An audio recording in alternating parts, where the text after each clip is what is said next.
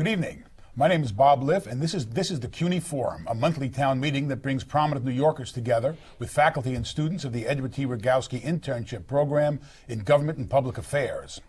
In the private history of a campaign that failed, Mark Twain's bitter and funny account of his brief foray into the Civil War on the Confederate side, he said that people ought at least be allowed to explain the process by which they didn't do anything.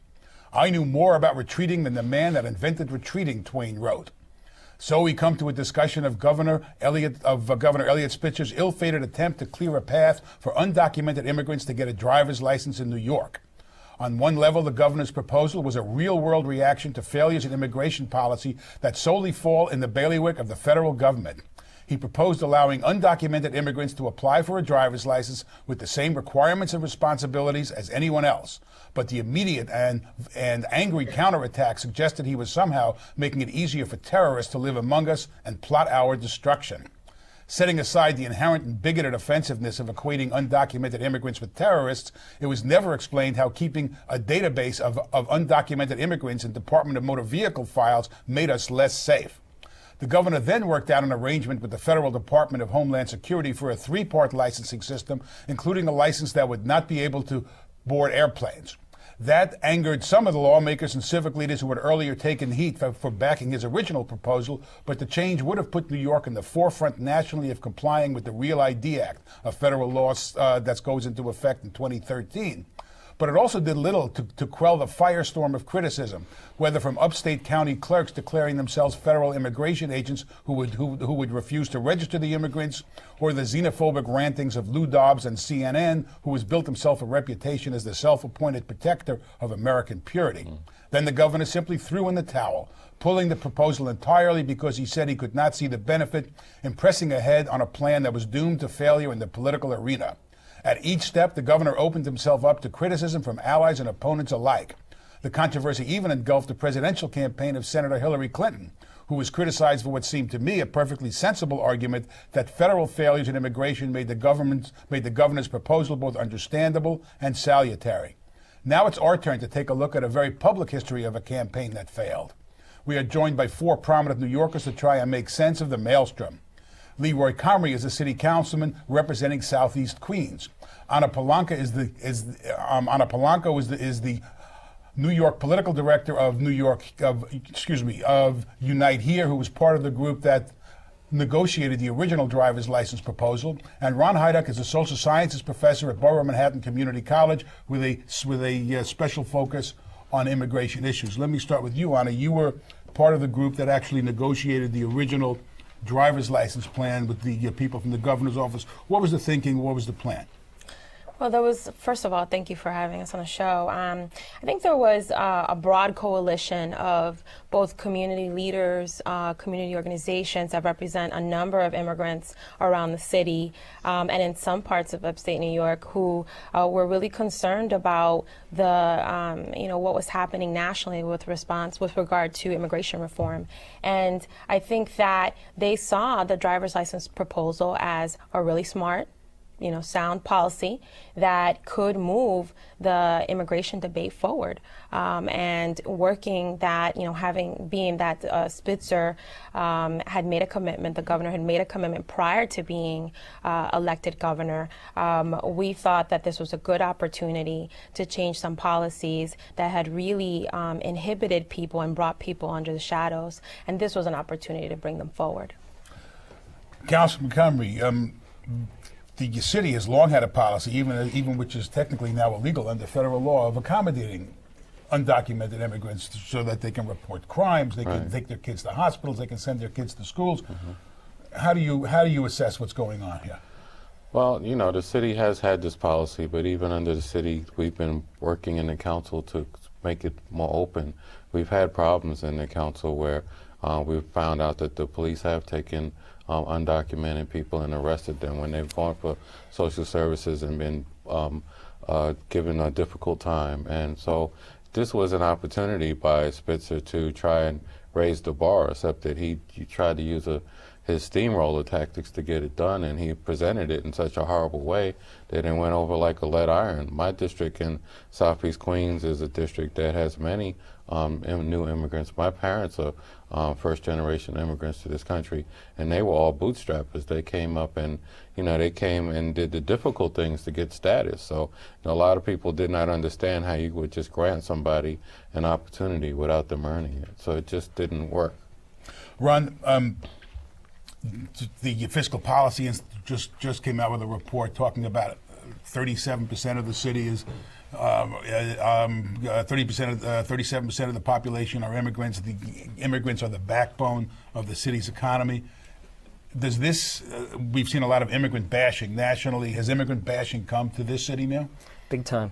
Sadly so. It's made its way into the not only the states and city spotlight, but the national spotlight. And it's an issue that's clearly not going to go away for the governor and for the state, but is making its way as a prominent issue for the upcoming presidential election. We've seen Hillary Clinton, first initially support the bill and then back away, and it's becoming a wedge, a wedge issue. Sadly, the biggest losers are not only the immigrants themselves, but the public at large, because it is a sound policy, and I think that we're seeing the ugly fear of the politics of fear. Another sad chapter coming to New York. You've been in politics a long time. Yes, you've seen people use wedge issues. Is this becoming a wedge issue?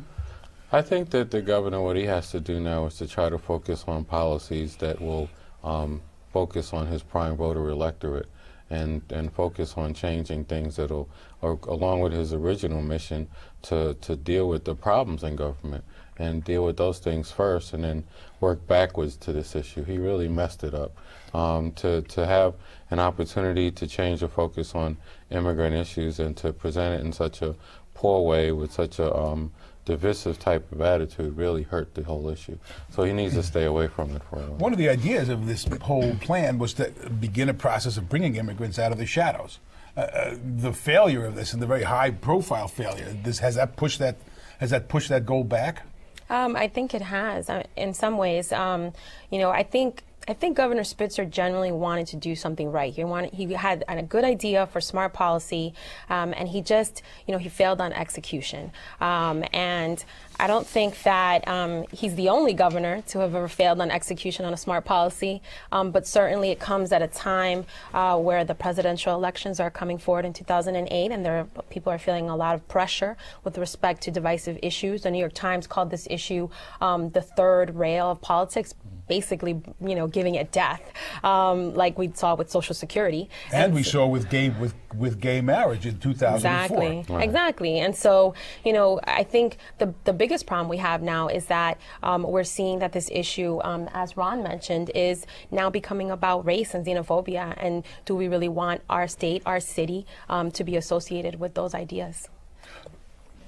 The business of race and xenophobia, it's a sad story that is an American story, but also as an American story are the millions of people who've come to the United States, and everyone essentially is an immigrant who's was not forcibly brought here in the form of slavery, or a Native American who was essentially wiped out. So, everyone can trace their roots to some place other than the United States, and sadly, the image of an immigrant, especially illegal immigrants, conjures up a Mexican.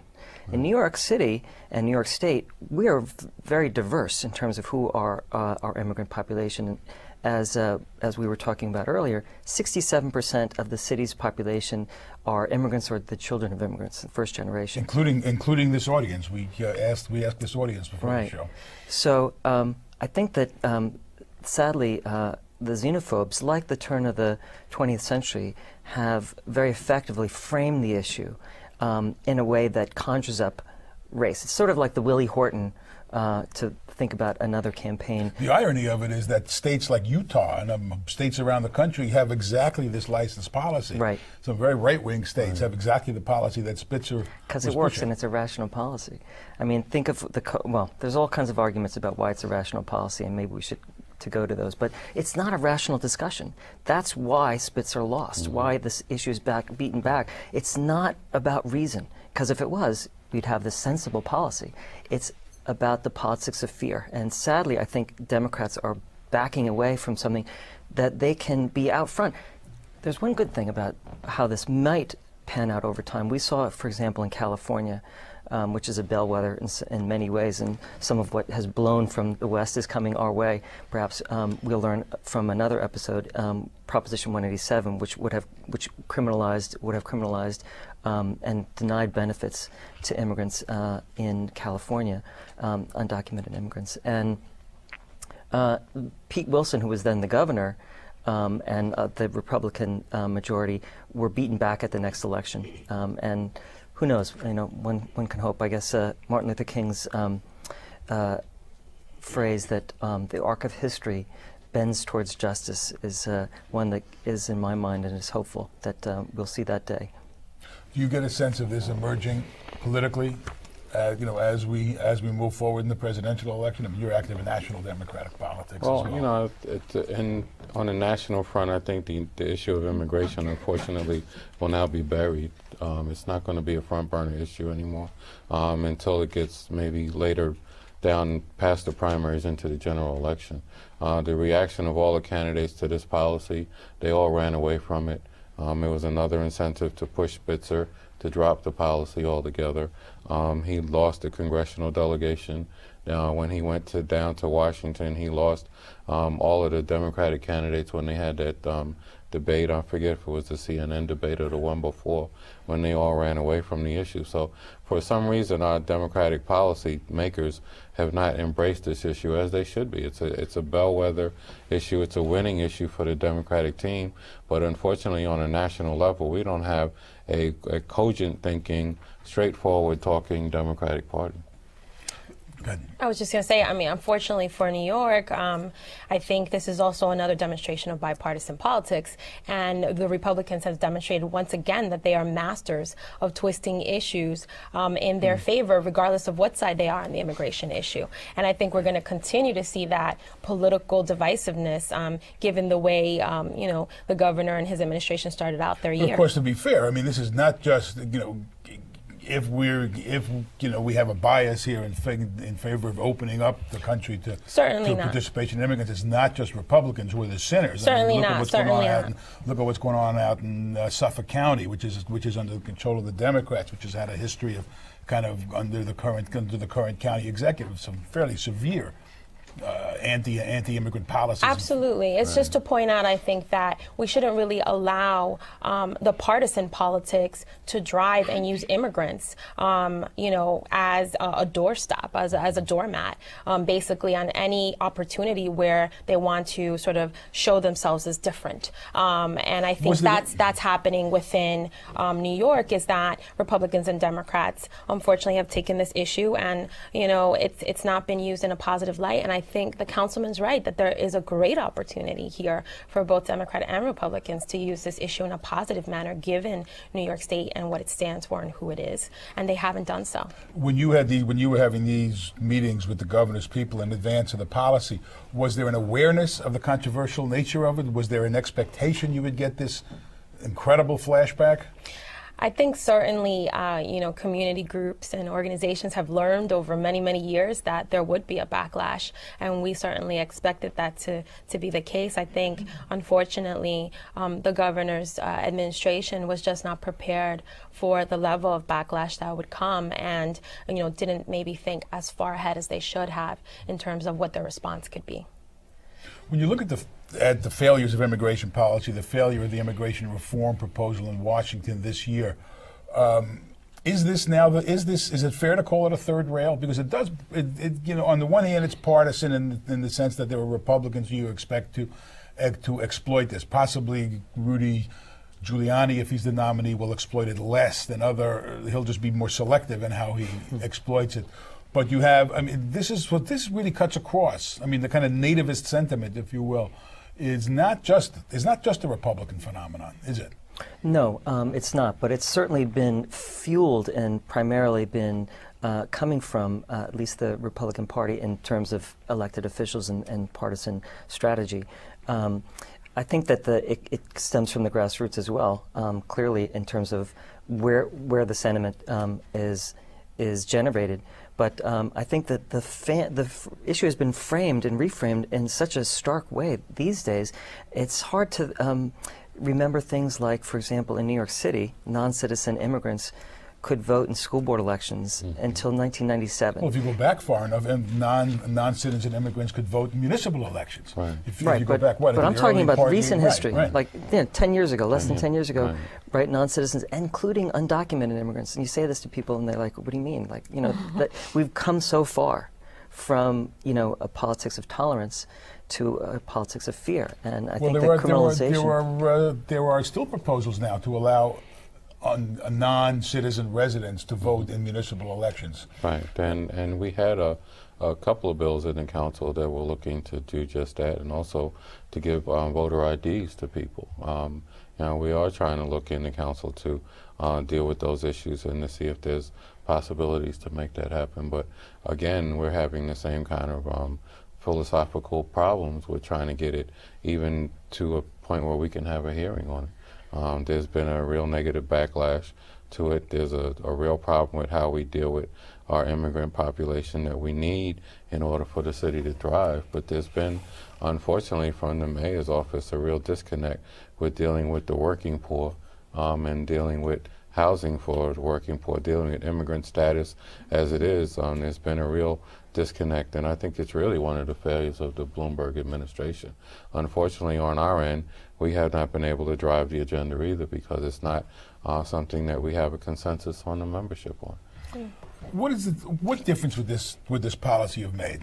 We're talking this from a policy and a leadership. Let's talk about an immigrant who comes here, whether documented or undocumented, comes here to try to build a better life, the same as my grandparents did. What would this policy have meant for them? I think this policy allows people to be identified, and it allows the state to be able to identify all the people who live and work and take their children to school right here in the state of New York. And I think for an everyday person, an everyday immigrant, a working mother, a working father, this meant coming out of the shadows and being able to just, live in everyday life and not fear, basic things like driving a vehicle, or being able to take their kids to school, or being able to get to and from work. It's just a basic, simple policy that really made a lot of sense.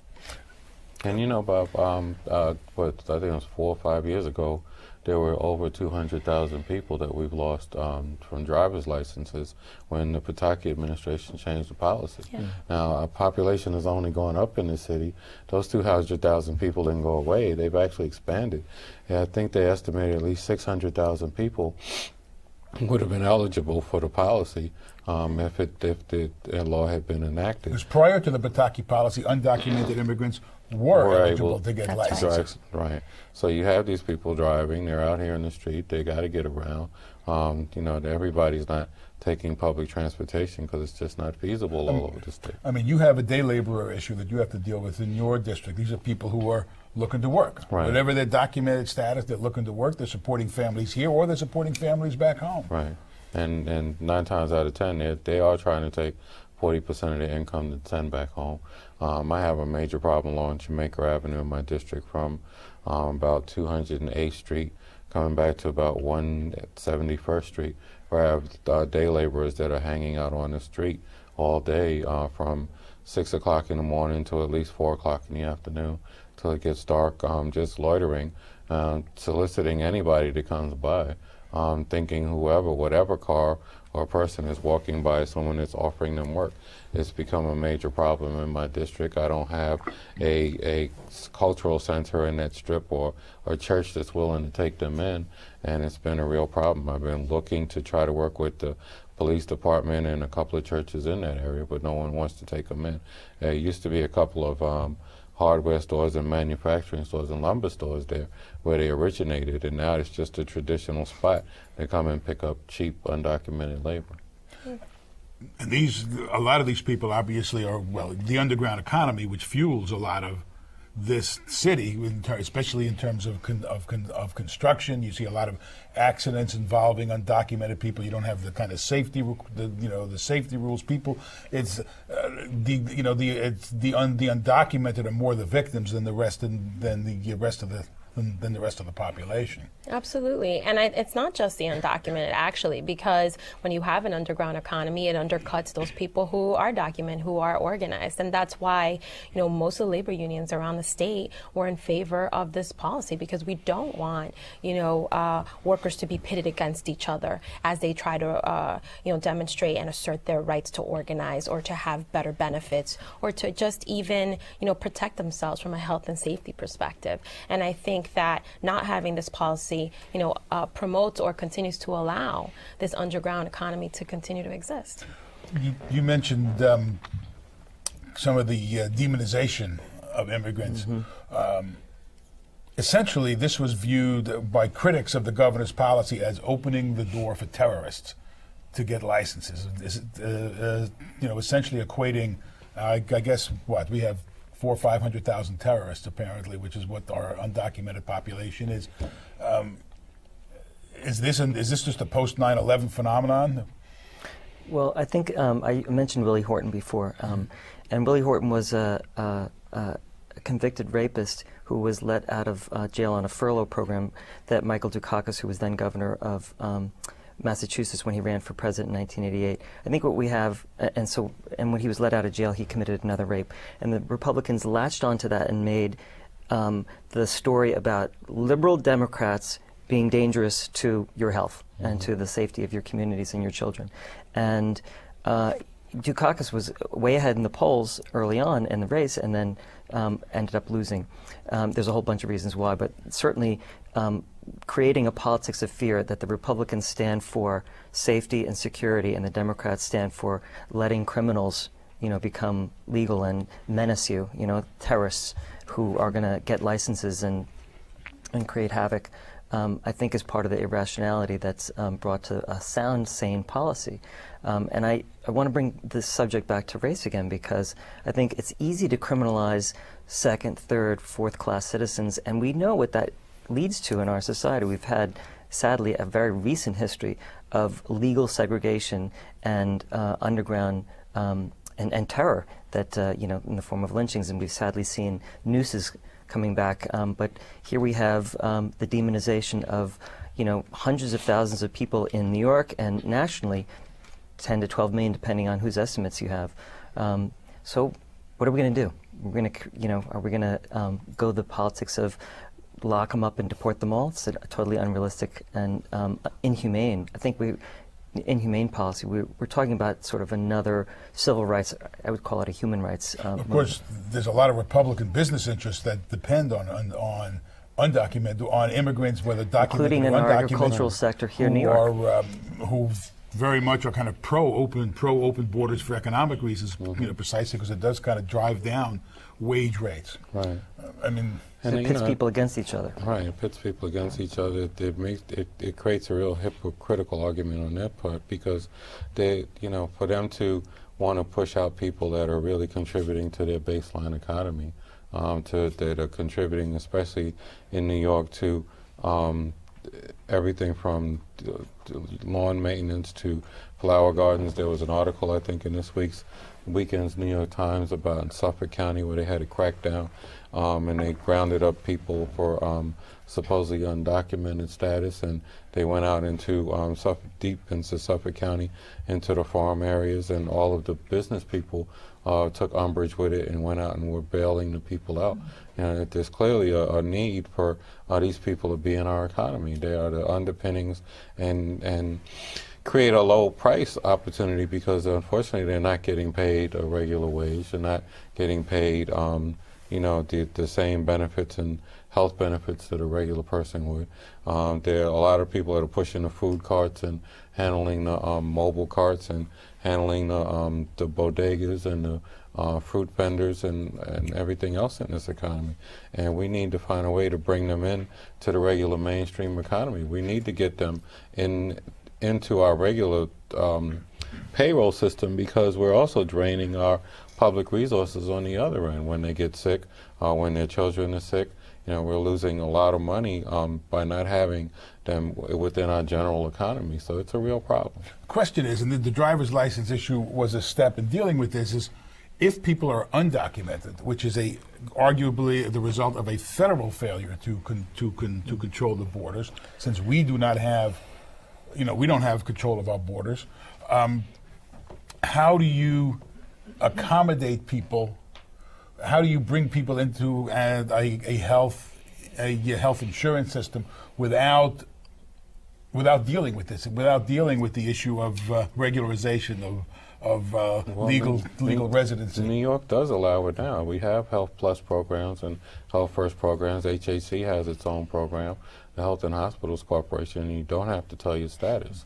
But it's been able to get more people enrolled. You have to do it in their own language. You have to be able to have local people participating in it that have a contact with these folks so that they can know about the opportunities that are available to them. In the 1995 and 1996 Reform Act, technically our policy of non-cooperation with immigration authorities is technically illegal, even though we've ignored it. Am I incorrect on that? I mean, I think that under that our policy of active non-cooperation, if you come to a police station, we will not tell INS or whatever it's called now, what is it now called? I forgot what it is. But I believe that there was a specific provision in that law, kind of targeting the Koch era executive order, which said, that we will not. That we will not cooperate. And I think it's frankly to the city's credit that we pay no attention to the federal law. If Spitzer had this to do over again, I mean, you live in a political arena. How would you have built support in advance of announcing this? I mean, obviously, once you start, the more people you talk to, the more it's going to leak out. You're going to get people who are going to be, some kind of political exploitation of this for whatever purpose.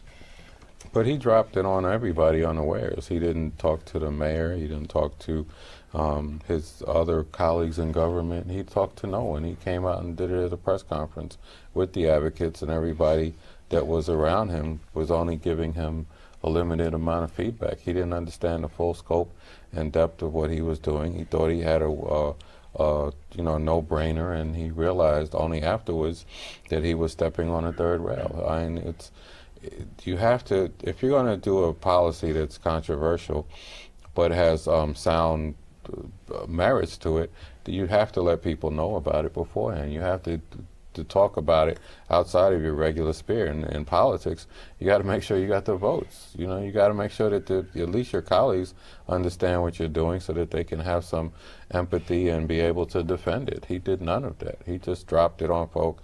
Mayor Bloomberg was caught off guard. The state senate, most of them were caught off guard. Shelley Silver had no idea what was going on for about a couple of days, and it was a policy that just fell on a deaf ear because people did not. The way that he presented it, it didn't even make sense originally for it to be done, and he just laid it out as it was something that was a flaw in state government policy that had to be corrected.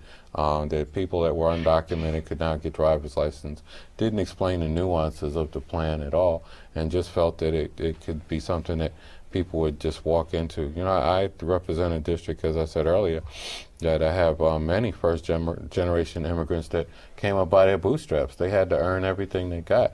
There were no shortcuts for them, so they couldn't understand it, they couldn't comprehend it, and they didn't appreciate it. This issue even embroiled Hillary Clinton, who inartfully answered a question, even though I think the point she was making was, in fact, that this is a federal failure. Spitzer's doing what he has to do to accommodate the realities on the ground. How did you see this kind of foray into presidential politics? How people are handling it? It is kind of a third rail. It's hard to be. It's a hot potato for a lot of folks to handle. And I think people are afraid to take a more principled position, or if you do take a principled position and lay out the rational arguments like I think Spitzer tried, and actually to this day sort of says it was the right thing to do, not only morally, but practically. If you know who people are in your state, that helps security. If you have people with insurance, that makes the roads safer. If you have people take road tests, and that makes the roads safer. People are going to drive. Right? I mean, people have to get to work. let's make it a safe way to go. It's like, people are here. Well, what are they going to be doing? So let's make sure that there's a way to deal with it responsibly. But the politics of reason are not what's operative. The politics of fear are what's driving the strategies. And clearly, the council member's right. A lot of people have talked about the governor's inability to prepare the way, but I'm not so sure even that would have done the trick. Thankfully, immigrants themselves have taken to the streets as recently as 2006, when there was a very hostile piece of legislation called the Sensenbrenner bill, which would have made all the undocumented immigrants in the United States illegal, and anyone who was helping them, including people like me who teach many of our students who are undocumented. And immigrants took to the streets and said, this is wrong. No one's illegal. That was the slogan. I think that what needs to happen is for people to stand up and say, and to have leaders who stand up and say, no one's illegal. And what are we talking about? We're talking about human beings who are struggling for the American dream, just like lots of other people that came before you. Did you forget your roots? Who are you talking about? The immigrant of the image of the immigrant as a Mexican or an Arab and so forth. It's very racialized, and I think it's time for folks to say, hey, are you being racist? Because thankfully, racism is still a bad thing, and maybe we can, use that as a means to fight back. And I'm going to go to questions in 1 second, but let me. How upset, frustrated, whatever adjective you want to use, are you and activists who sat in the room at the collapse of this process? I think, incredibly frustrated, of course. But also, we recognize something really simple. I think everyone knows this. In politics, timing is everything. And when you look back, and we can look back now and reflect on all the steps that happened, and all the different tiers that got implemented along the way, in some ways it's somewhat of a relief to begin from scratch and rethink about how we're going to both educate communities about the issue of immigration and also build up a base. And I think that that's something that everyone needs to look at and say, did we build a base for this process? Was it strong enough? And next time around, because there will be a next time, how will we fight the good fight? Tell us your name and your campus, please. My name is Richard Ferris. I'm a senior at John Jay. I'm a government major. And my question is, for the entire panel, is there a way that you see that the license program could have been framed in a way that it could have been seen more as advantageous for all New Yorkers instead of kind of focusing it primarily on people who were immigrants? It's a very good question, and remember that the what I consider the post 9/11 attack on the Constitution under the name of the Patriot Act, could this have been called the increased security proposal? Could it have been, instead of being phrased as first of all, it was phrased as giving undocumented immigrants a license, which, of course, what it did was allowed undocumented immigrants as well as anybody else to apply for a license under the same process. Should it have been, this is kind of messaging at its most kind of basic. Should it have been called the increased general security proposal? No, the Safe Drivers program. Or the Safe Drivers, And clearly it was not given a good title, and they didn't make a positive framework for it. I don't know that in the original state that it would have been able to fly, and once it hit public opinion. But I think that we need to look at the whole thing all over again. A lot of government is in fact marketing now, isn't it?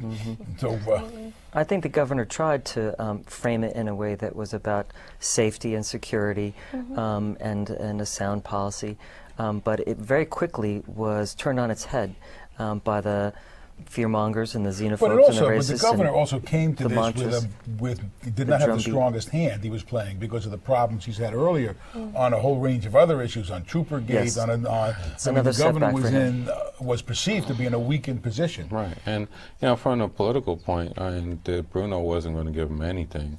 Well, Bruno's initial response was actually fairly benignly supportive. Right, but then he, turned on the Jets, and then Bruno went back Bruno to was the his majority corner. leader of the Senate. Senator Bruno, the majority leader of the Senate, who, is being clearly pressured by Spitzer to get out and lose his majority.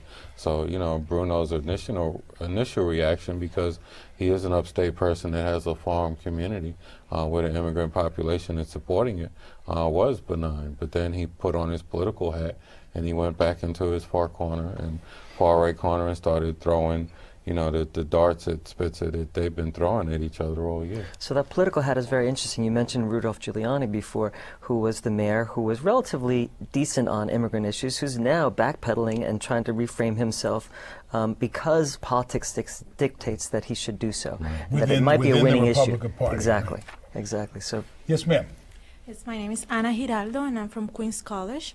And my question is, okay, just to clarify, when I was checking the requirements for an undocumented person to get driver's license, it required any, you know, a kind of ID or the passport. Now, people saying that this will be an opportunity for terrorists to attack. But if people could board a plane with a passport, so why what they think a license will be any different? I mean, did this issue, did the terrorism issue come up in the? I think initially, I mean, people's reaction, of course, because of everything that's happened in New York, is to go to the terrorist issue. However, for those people who are familiar with foreign passports, they're one of the most secure documents in the country, let alone the world. And there was a lot of measures that were put into place through their initial policy in order to make sure that people, as just a threshold, had to present foreign passports in order to even be considered. And those passports had to be verified through the consulates from which the individuals were from, whatever countries they were from. So it was actually a very secure system in that sense. And I think the point also she's making is that the people who did in fact hijack those planes that attacked us on September 11th were fully documented. Mm-hmm. right. Mm-hmm, absolutely. Right. So I mean, the documentation issue is quite a separate issue from a terrorism issue. It's a red herring, but it's a good political tool to beat your opponent into submission, which is what Yes, happened ma'am. to the governor. Hi, my name is Catherine Alves. I'm a student at Hunter College, and I major in sociology. You already touched on this a lot, the relationship between immigration and security. In the backlash of the driver's license proposal, those two seem to be coupled a lot in the public reaction. And I was wondering your opinions whether these should be connected. How closely are they related, and are they inseparable anymore? Or is it always going to be one with the other? I mean, the link of security, I mean, it was sold, even if the argument was drowned out by the noise. I mean, it was being sold as a security measure.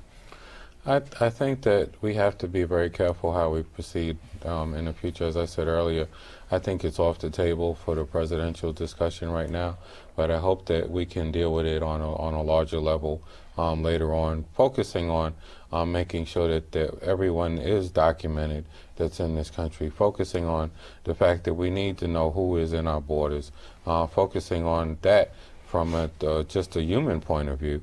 On a security level, that's being worked on by the new policies that Homeland Security is coming forth with. And hopefully we can amend that and bridge that so that once we get to that point of trying to have a national security policy or a national license policy, it'll make sense as opposed to being a divisive tool that it is now. I think that the next forefront, and it wasn't talked about a lot in the press, or maybe it will be in the coming months, is Real ID. I mean, the fact of the matter is the governor did sign a memorandum with the national government, and I don't think that people fully understand. I frankly don't think I even fully understand what are the ramifications of Real ID and what we as documented residents of the United States are going to have to provide in order to get a driver's license, and what it's going to cost and who's going to really cover that cost. Will the state cover that cost, or will that cost be passed on to everyday residents and citizens? We're also, again, looking at it from the perspective of an immigrant who is not documented, living in this city, living in this state. I would assume that there's, when somebody says, I'm from the government and I'm here to help you, it's probably not the most welcoming. It's probably not the most welcoming of messages. I mean, to what degree is there a fear particularly among undocumented. I think the kind of racism things you're talking about affect documented immigrants as well, and citizens, immigrant citizens as well. But I would think there'd be a tremendous reluctance among a lot of people who are undocumented to say, "I trust you that you're not going to take this database and flip it to somebody who can do me harm." Well, that was a major flaw in the program. I think that really the program really wasn't going to pick them up anyway. That's another reality. This is more for people that had documents, that had visas, that had passports, but people that were totally undocumented are very reluctant to pick their heads up and show it to anyone in the system at any level. We had a case where we had an employee in the council that we didn't know that assumed someone else's identification and documentation. And we found out about it. We had to let the person go. We tried to find a means to help her, but she decided to disappear. We can't find her to even help her now. So, it's very hard to get the people that are totally undocumented to step up and show themselves. In the wake of all the raids that we saw, even before the driver's license policy came to fruition, in all the news articles around the country of children being separated from their families, I think we should be really concerned not only about what this is doing to the undocumented population, but also what this is going to do in terms of racial profiling. The Mexican American Legal Defense Fund recently came out with some new studies showing that racial profiling was indeed up amongst immigrant communities who are documented. And I think that's a real concern that's going to stem out of the Real ID Act. It's going to stem out of, new security policies and how they're implemented, and, how much power we give over in terms of allowing people to make decisions about, who's secure and who's not secure. I mean, just this week, Governor Romney, the former Governor Romney, who's running for president on the Republican side, was asked if he would allow a Muslim in his cabinet, and he said no. He said that, I think he made the point, he didn't think there were enough Muslims to merit a place in the cabinet. I'm not quite sure why it seems to be a bizarre sense of kind of allotting people based on their ethnic group, but even if somebody was fully competent, he said no, he didn't. I mean, it was kind of breathtaking to me that you would have somebody say something quite so blatant. Because you could have somebody that's brilliant from any ethnicity. That's right. Could provide a defense strategy or an economic strategy. They're not real Americans. They can't be. They shouldn't be. And that's sort of what that's about. But I think that's part of what this is all about. Who's an American? Who can be part of the community legally? One of the things and immigrants are in terror. I think the ICE raids are real fear that is struck into the hearts of ICE is the new INS. Thank you. Yeah, ICE. But one of the great things about being in the council and that I've experienced is that I've been able to sample a lot of different cultures. New York truly is a melting pot, and everybody basically wants the same things. You want your children to have a good education. You want to live in a good neighborhood. You want to have a decent quality of life. You want to be able to be protected when you're walking out on the street. So no matter what community you go to, whether it's Muslim or I've been able to sit down with Sikhs and people from the Bangladesh community and Arabs and the Hispanic community, and now the emerging African community is coming into New York, the Jewish community that I've been able to just have many opportunities to interface with. We all want the same thing. So to separate people by ethnicity, even especially in New York, is truly dangerous. And so we all have common interests in good paying jobs and good schools and health care and housing, affordable, all kinds of things that we have, but we're being pitted against each other, right? We're being divided, and it's those people who are taking jobs, who are driving down wages. Thankfully unions and others are sort of getting hip to how the politics of divide and conquer. The union emergence in favor of regularizing immigration has been quite a profound change from the historic antipathy of unions to a lot of immigration issues. Unions recognize, especially now, that we're losing all of our, first-generation Americans, and the people that are here now in the city are people that need to get documentation, but we need that workforce. So we need that workforce to become citizens. We need them to become union members. We need them to replace the steel workers, the electrical people, the plumbers. We're losing union people. And with all of the work that's coming in the city in the next 10 years, all of the structures that are going to be built, unions are losing their people. In fact, for most of the jobs now, they're importing people from Connecticut, upstate, and Canada. Yes, sir. Good evening. My name is Alberto Gonzalez. I'm a student at Queens College.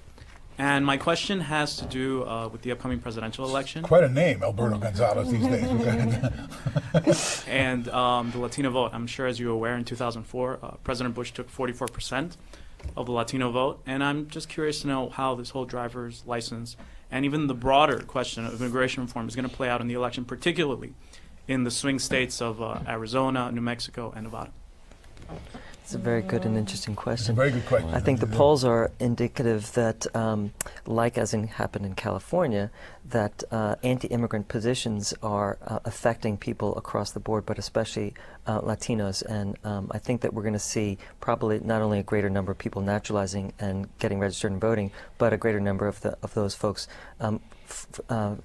voting in the Democratic ranks. I have a sense that, I think that xenophobia, for want of a better word, is, we go through waves of it. I mean, it's a long, dishonorable tradition of people who, including among immigrant communities, who want to slam the door behind them. I mean, it's not as if it's, let's not limit where these impulses, go.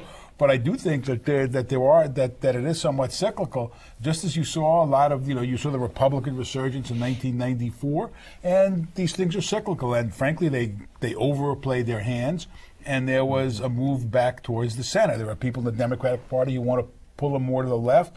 I think you've seen the success of Hillary Clinton as people wanting to hold on to the kind of political center of the Democratic Party, which is left of center, but it still is not, within the party. So I think that's what happened in California in some of the recent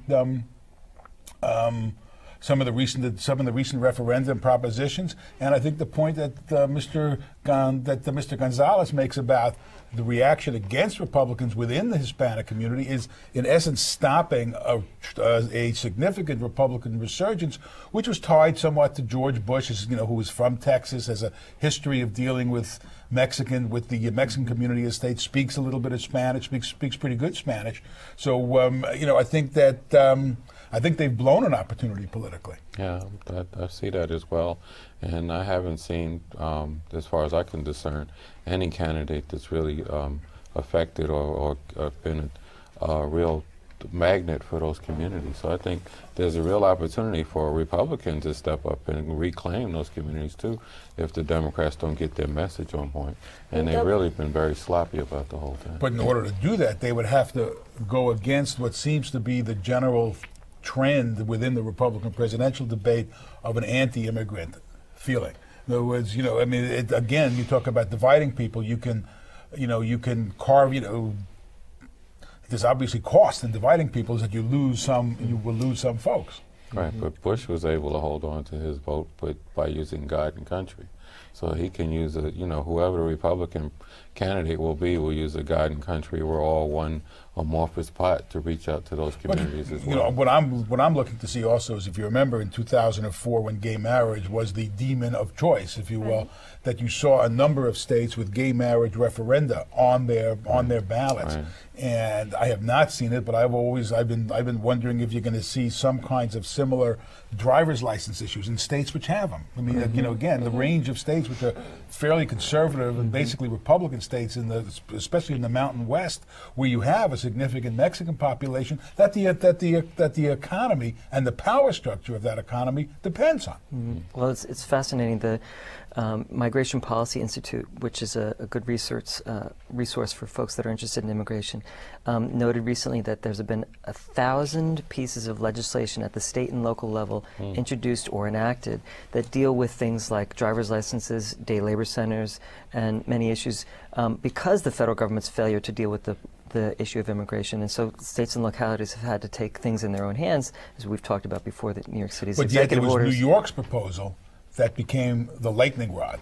Absolutely. New York, it is the city. New York City is the city. And I think New York State is always looked to as a leader, as California is looked to as a leader. The reality is the Latino vote, is still in play. And I don't think that any party has a particular lock on it. Certainly, the Republican Party may have missed an opportunity, but I don't think it's completely lost. And we'll see it play out, in the 2008 elections after the primary.